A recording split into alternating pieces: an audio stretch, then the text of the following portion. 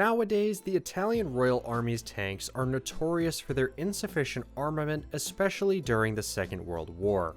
This reputation was well founded, as their tanks were equipped with, at best, 47mm guns. Although this armament may have been adequate in the war's early stages, by 1941 it had become obsolete, struggling to inflict damage on the newest Allied tanks.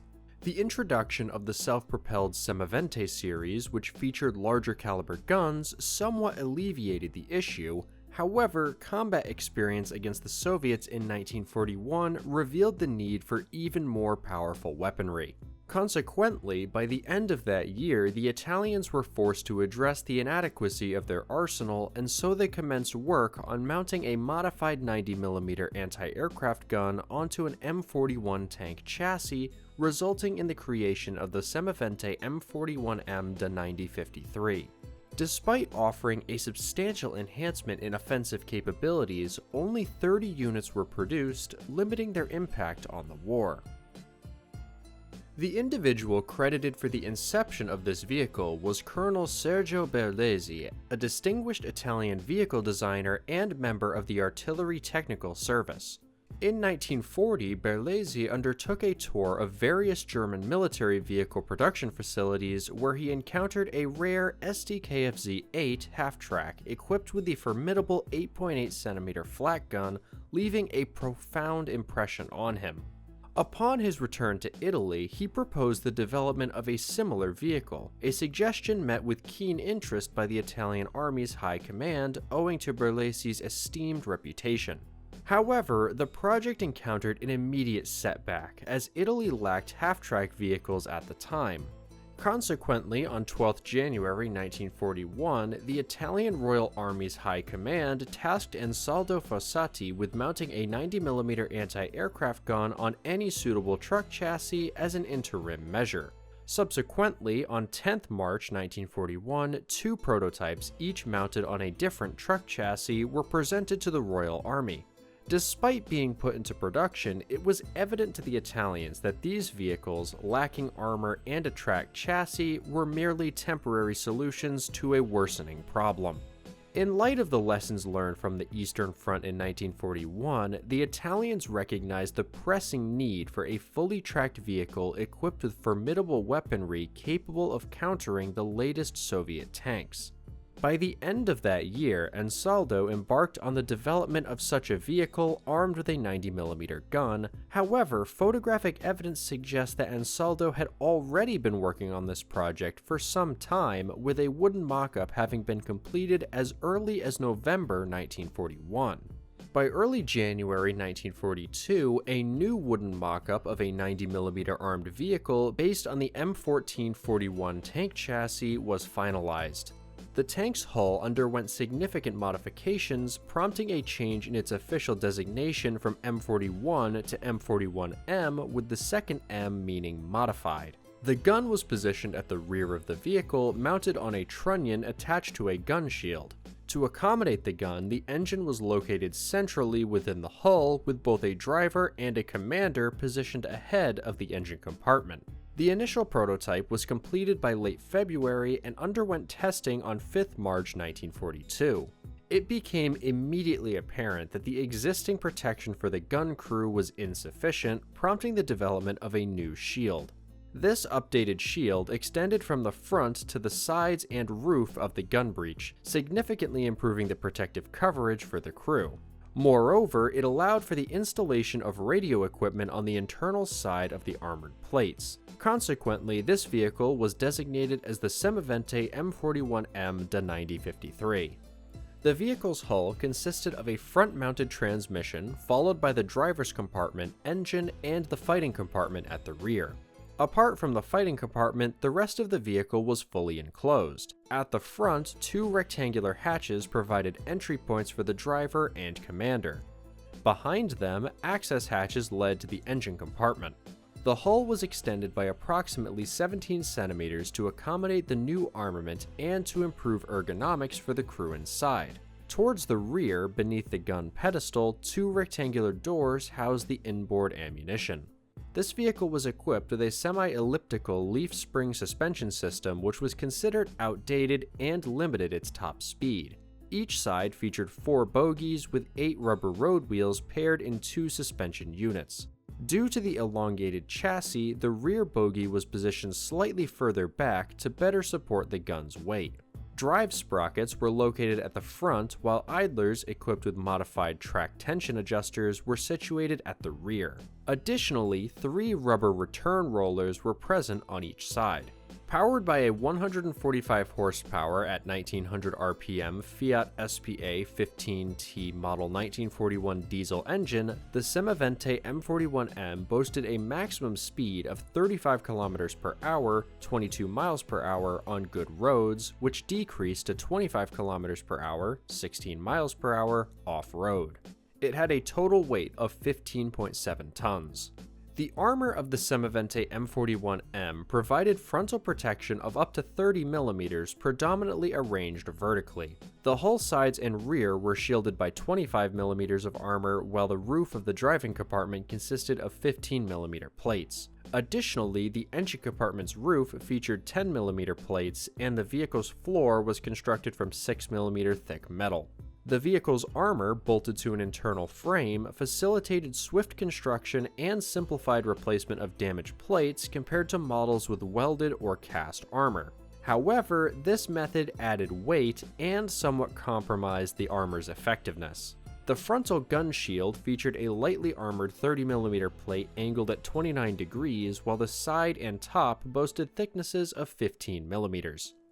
The 90mm L53 Cannon Model 1939, a modified anti-aircraft gun, served as the main armament. Capable of launching a 10-kilogram high-explosive projectile at a muzzle velocity of 850 meters a second, it could in theory hit targets as far away as 17,400 meters.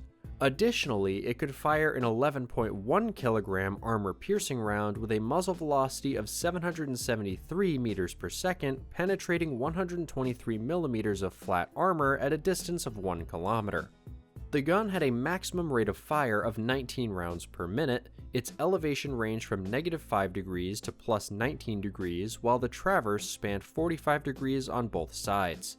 2 rectangular openings on the gun shield's roof accommodated panoramic hyposcopes for the gunner and loader.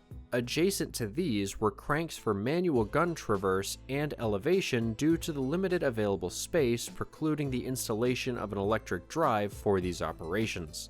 A travel lock was positioned on top of the hull to secure the gun barrel during long drives and transport. The vehicle's ammunition load comprised only 8 rounds, supplemented by an additional 26 rounds stored in the supporting ammunition supply vehicle, which was built on the chassis of the L6 light tank. Moreover, it stored 40 rounds inside ammunition trailers. In total, each vehicle was supposed to have access to an external supply of 74 rounds to compensate for its low internal ammunition storage. However, this setup was far from perfect, as during combat the supporting vehicle could be damaged or lost, reducing the number of available rounds. The crew of this vehicle consisted of 4 members: a commander, a driver, a gunner, and a loader. The driver occupied the left side of the hull, with the commander seated to the right. The remaining 2 crew members were transported by the ammunition transporter. Upon reaching the combat position, the gunner and loader would assume their positions, supported by the commander, who would be in close proximity to provide orders. Ansaldo was tasked with the final assembly of the 30 vehicles that had been ordered. Since this project was considered a top priority, all available resources and manpower were directed towards it. The initial batch, comprising 6 Semovente M41M, 10 M41 command tanks, and 7 L6 ammunition transport vehicles, were completed by 6th April 1942. The last 6 vehicles were completed by 25th April, however, due to a shortage of radios, there was a delay in delivering these vehicles to the Army. Despite this setback, Ansaldo successfully completed the task within just 1 month. Subsequently, no further orders were issued as other projects took precedence. The 30 Semovente M41M, 30 L6 ammunition transporters, and 15 M41 command vehicles were used to form 3 so-called 9053 groups. the 161st, 162nd, and 163rd. Each of these groups comprised 2 batteries, each equipped with 5 Semoventi, 5 L6 vehicles, and 1 command vehicle. These were integrated into the 8th Army, also known as the Italian Army in Russia, as part of the specialized unit, the 10th 9053 self-propelled anti-tank artillery grouping. Actually putting these new vehicles to use proved challenging for the Italian Army due to the fact that they were developed without an actual operational doctrine in mind. Consequently, the commencement of training on these vehicles at the Nettuno Training Center was delayed until November 1942, when their role on the battlefield was finally contemplated. It was determined that they would serve as a mobile support force and a counter-battery unit. During this training period, issues with the engine and suspension were identified as significant concerns, as they were prone to malfunctioning and required frequent repairs. To somewhat mitigate this issue, special emphasis was placed on driver training. According to initial Italian plans, these vehicles were intended for use against Soviet armor, but this never came to be. The Italian North African High Command requested their deployment in the North African Campaign on 26 June 1942, but the request was denied. Instead, the 10th grouping was dispatched to Sicily to safeguard against a potential Allied invasion following their victory in the Second Battle of El Alamein. The transportation of 24 vehicles took some time, with the final vehicle arriving at its destination in mid-December 1942. 6 vehicles remained at the Nettuno Training Center. When the Allied invasion of Sicily commenced on 10th July 1943, the 10th grouping was assigned to support the 207th Coastal Division. Simultaneously, the 161st Group, comprising 8 vehicles, was dispatched to defend the Favorota station. However, poor coordination among Italian forces and a delay in radio communications facilitated the occupation of the station by US forces. Consequently, the grouping was redirected to defend Campobello di Licata alongside the 177th Bersaglieri Regiment and the 1st Motorbike Machine Gunner Company. On the following day, the 161st Group found itself in conflict with the 3rd Rangers Battalion and the 2nd U.S. Infantry Division. The unit suffered the loss of 3 vehicles and was compelled to retreat along with the Bersaglieri to the San Silvestro area. Concurrently, elements from all 3 groups were mobilized for a counterattack against the Allied forces. However, these efforts proved futile, resulting in the loss of another 3 vehicles. Despite this setback, the 10th grouping reported destroying 9 M4 tanks. On July 13, 1943, the 162nd and 163rd Groups were dispatched into combat in the Portella Recativo area with their surviving vehicles. This engagement was a disaster for the M41M, with 14 out of 16 Semoventi vehicles either lost to enemy fire or succumbing to mechanical failures. The surviving 4 vehicles were consolidated to form the Schreiber tactical grouping along with any remaining armor, including some captured French R-35 tanks. By 23 July, the 4 surviving vehicles were incorporated into the German 15th Panzer Division. These vehicles played a crucial role in the defense of Torino from August 1st to the 6th.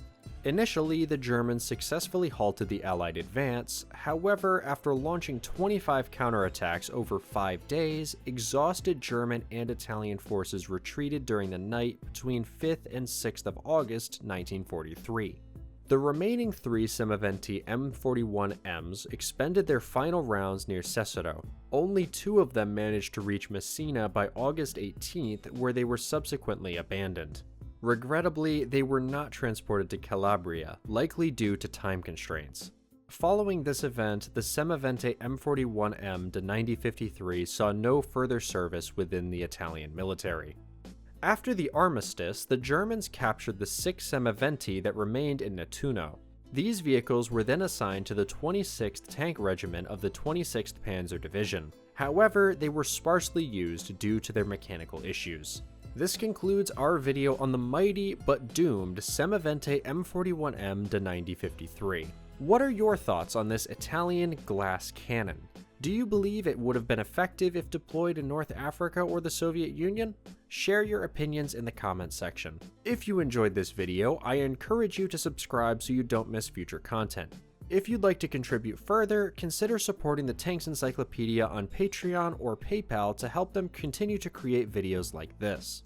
As for me, if you enjoyed this narration, you can find a link to my channel, Cone of Arc, in the description where you'll find more tank-related content. Until next time, stay focused and stay tuned.